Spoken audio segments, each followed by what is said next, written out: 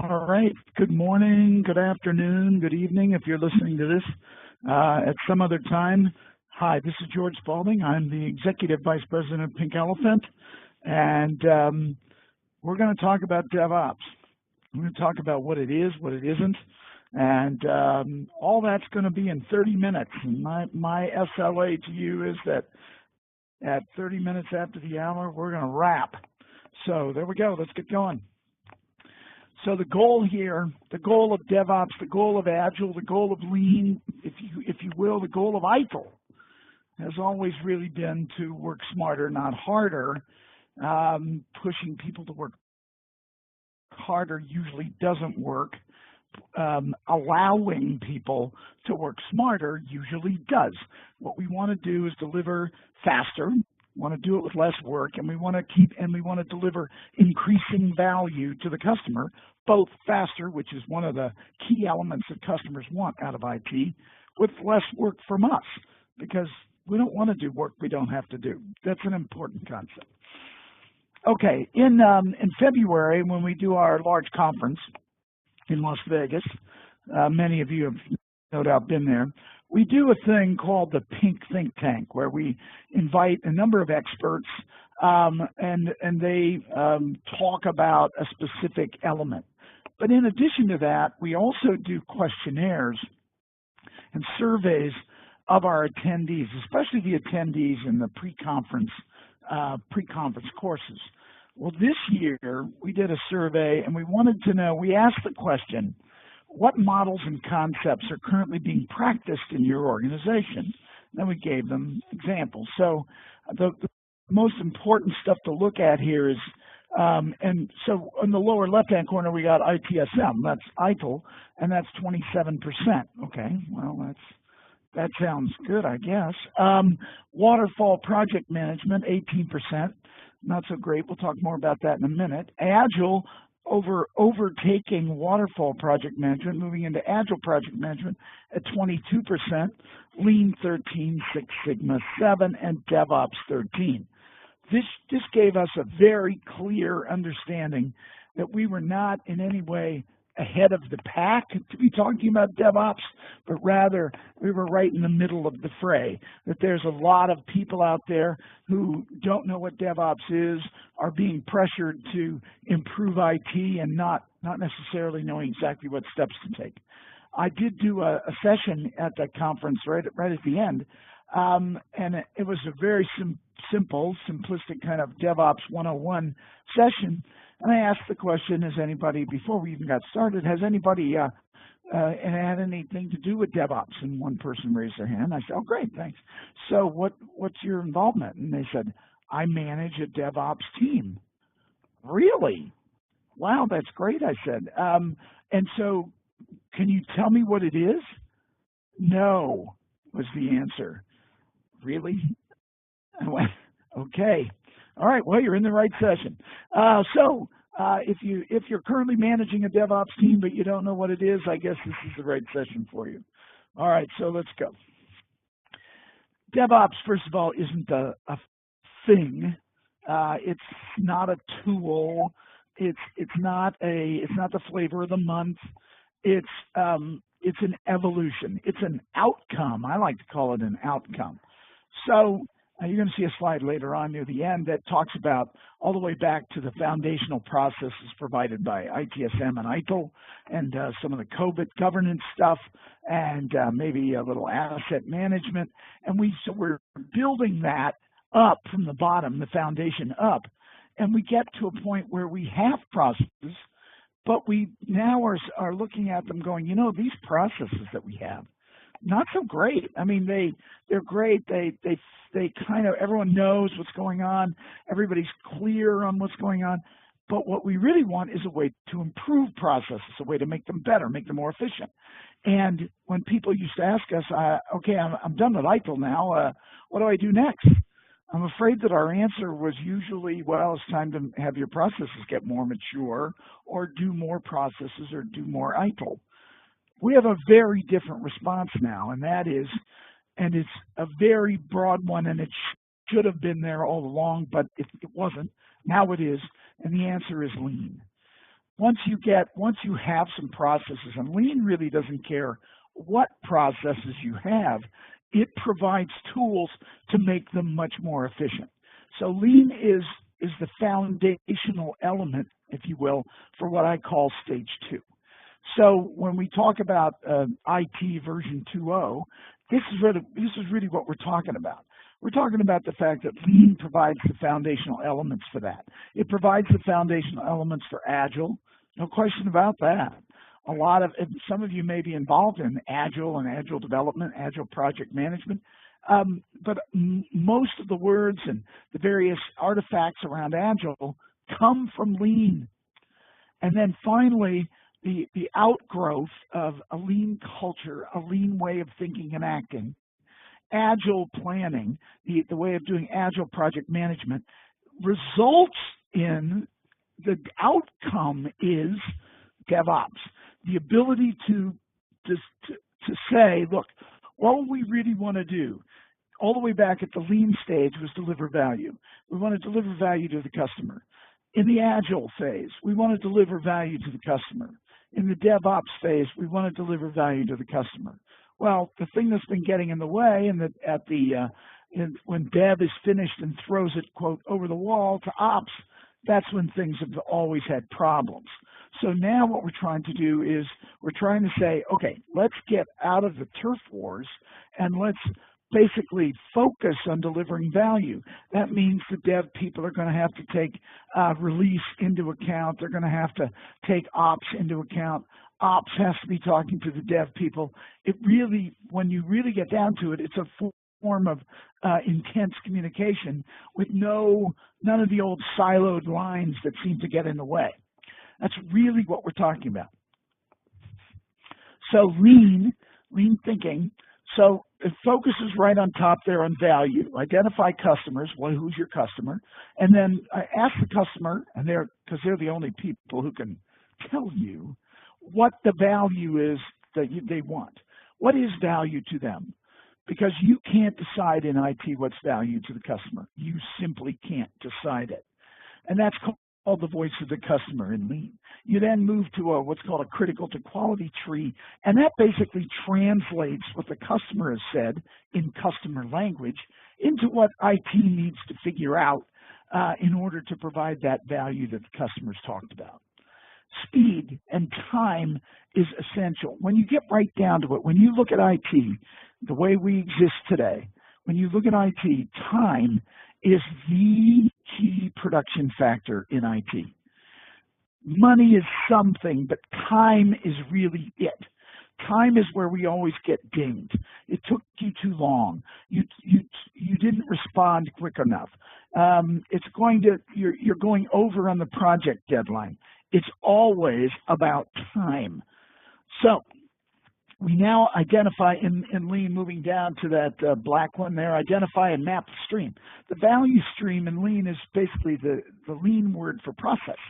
So when you look at a process that results in value to the customer, that's a value stream, that's a process. And the idea is to create flow, make sure things move through the process, make sure there are no bottlenecks, make sure nothing gets in the way, and being able to pull through this line, if you will, of tasks that need to be accomplished.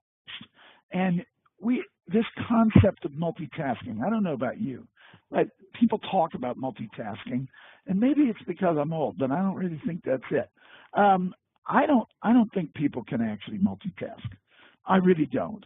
Computers technically can't. They do mostly task switching. They just do it really, really, really fast. So it looks to us, mere mortals, as if they're doing it at the same time. But I think people don't do multitasking well. I do find that, and I do believe this sincerely, that women are better at it than men. As a man, I am very singularly focused. But I find that the women in my life are able to do what I would call task switching much faster and much better and much more successfully than I ever could. And finally, the pursuit of perfection. So the concept of good enough really isn't here. it's always a concept where we're always seeking perfection, which by definition will lead us to continuous improvement, because we'll always be looking to improve, because we're always going to want it to be better and want it to be perfect. And I've gotten a couple of questions here. Will the slide deck be made available for download? Yes, I'll PDF the slide deck and it will be available. Okay, so over on the right side, we're going to talk about small batches. We'll talk about those in a minute. WIP limits, work in progress limits. This is something that is a bit odd. If you talk to people in IT and say the word capacity, they will tell you disk space, they'll tell you bandwidth and speed of the network, they'll tell you processor cycles, they'll tell you that kind of stuff. But what we're talking about here is process bandwidth or process capacity. So how many incidents can I handle at once? How many changes can I put through at once? How many projects can I put through QA at once? How many things can I release in a single release? There's limits. We know there are limits, but I don't think most of us will actually know what they are. We couldn't just say them. I can only do 3 changes at a time. We don't know that. We know when we've hit the limit. That's what we know, but we don't know what our actual capacity is. Well, Lean gives you some tools to work that out. Okay, gotta move on. So, Agile project management. Traditionally, for years, for decades, we've operated in what we'll call the waterfall method. Now, the waterfall method of software development and the waterfall method of project management. This simply means that all the value that's going to come out of a project is going to be at the very end. And until that very end, there is no value that's actually being delivered by that project. So, and that also means that often it's a very large software development project, and there's a large amount of code to check and errors and whatnot, and it's going to take significant amounts of time. 1 year, 6 months, year and a half, 2 years. So now what the problem happens today, something new that happens, maybe not that new, is that this thing that the business desperately needed 2 years ago, that they were willing to sign off on and fund, and that became this large waterfall project, now 2 years later, they either don't need it at all, or they need a significantly changed version of it. So suddenly this 2-year time frame doesn't cut it anymore in the world of the business. So IT has to go, well, okay, what do you want me to do? We want you to break it into smaller chunks. We want you to break it into, in the world of Agile, into sprints.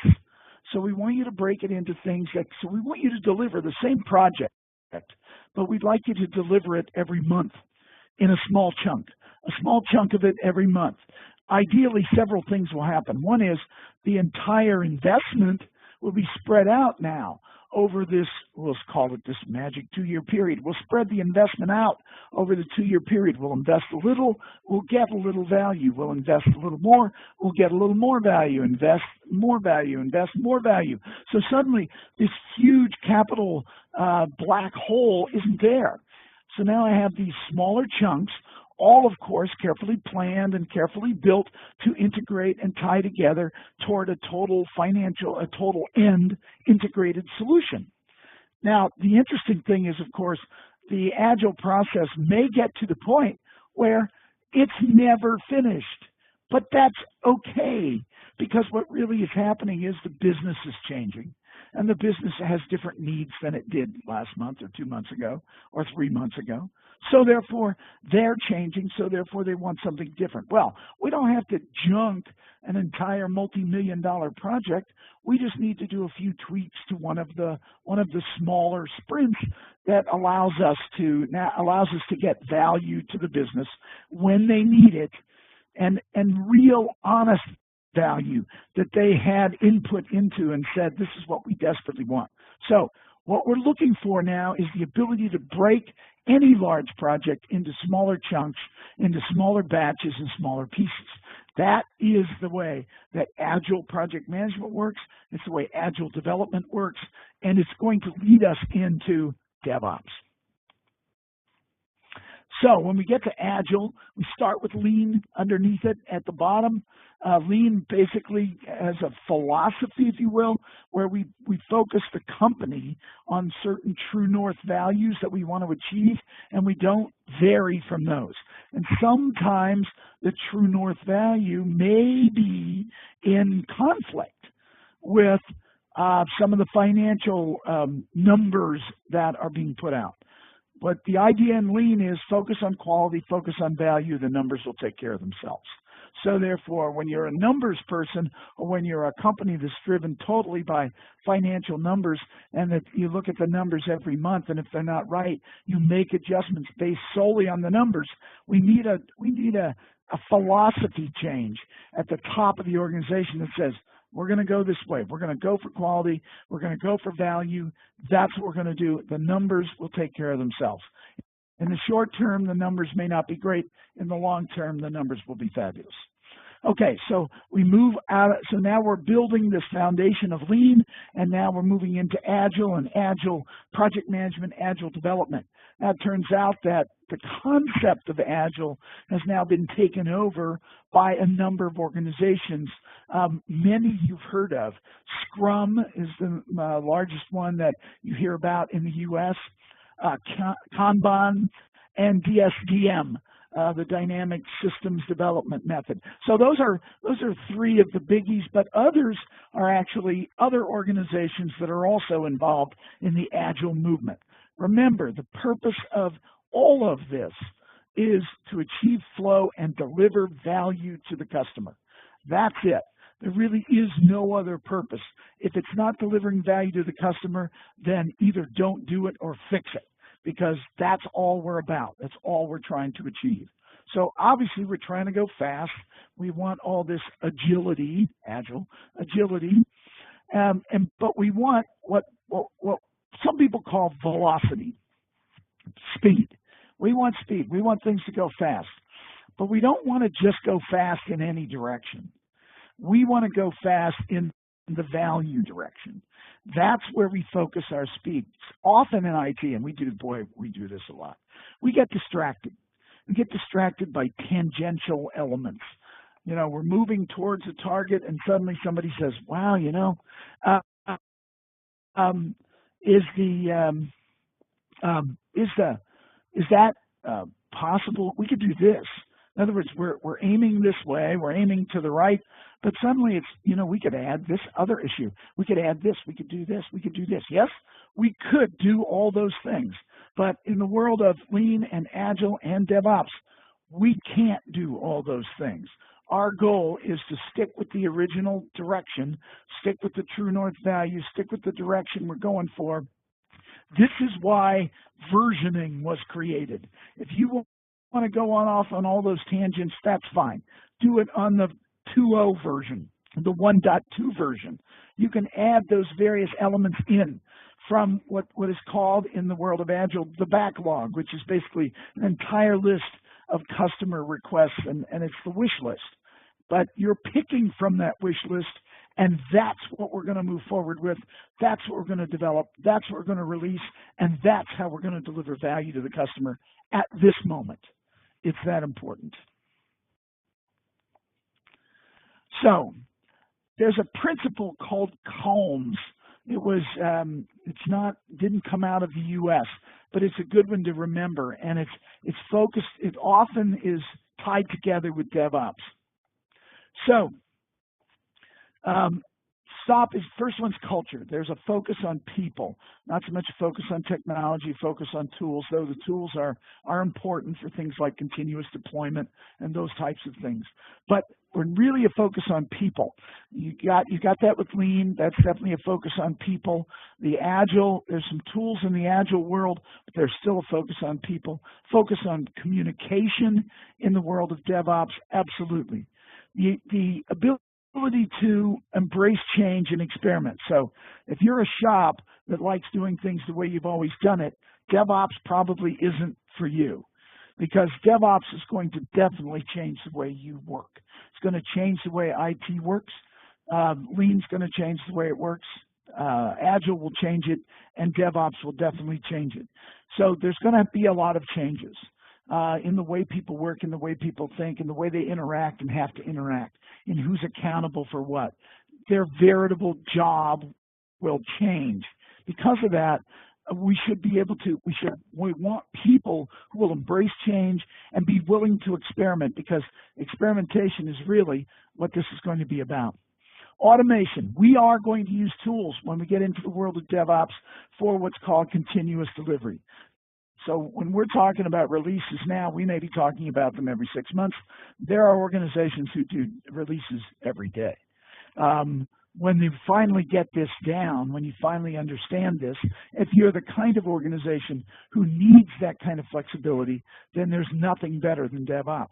But at the very least, we are going to be talking about doing a release every month, maybe moving after we get that down, and maybe moving that to a release every 2 weeks, maybe a release every week.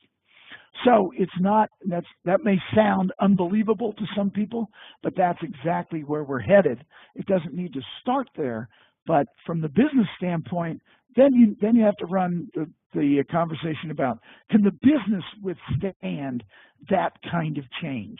And that's another question that we'll leave for another webinar. So we're now saying that the infrastructure actually is code, software-based, whatever. Lean, we're focusing on value, always focusing on value. The customer is the only person who can tell you what value actually is. So we're focusing on quality. We're getting feedback from the customer with feedback loops. We're using small batches. This is the way we're doing it. We measure everything we can that is meaningful. So I need to measure things that are, if I'm doing an improvement effort, what are the areas I need to have measurements for in order to improve? Here's my dilemma. Gary Case and I wrote the ITIL v3 Continual Service Improvement volume back in 2007. When we did, we knew that what we were really creating was the measuring book. And what we really finally decided, after kind of beating our head against the wall a little bit, was there are things that you can measure that you just shouldn't measure. And the reason is because you can't do anything about them. They don't help. So the only reason to measure anything is if it's going to be useful, whether it's going to be useful in decision support, or whether it's going to be useful because you want to make a change, or whether it's going to be useful because it allows you to monitor and judge whether you are improving. And finally, sharing the lessons learned, sharing information, transparency of information, no hoarding of information, total collaboration culture, and then communication back and forth, in this case, especially between dev and ops, not necessarily two parts of our organization who've always communicated well. So here's some of the practices that are involved in DevOps. We start on the far right with good old ITSM. We will get to automated testing and deployment, continuous integration and deployment, a theory of constraints, which is how far can you push this, and what are your constraints? Well, they're going to be money. There's going to be people. I think you're going to find when you get right down to it that people are your biggest constraint. You mean I don't have enough people? Well, you might have enough people, but maybe the people don't have the right skills. Maybe the people don't have the right skills and talents in order to pull this off. Or maybe they're too set in their ways and they can't really change to this new method. I suppose we could move into a bimodal IT scenario, or multimodal, I think as Gartner calls it.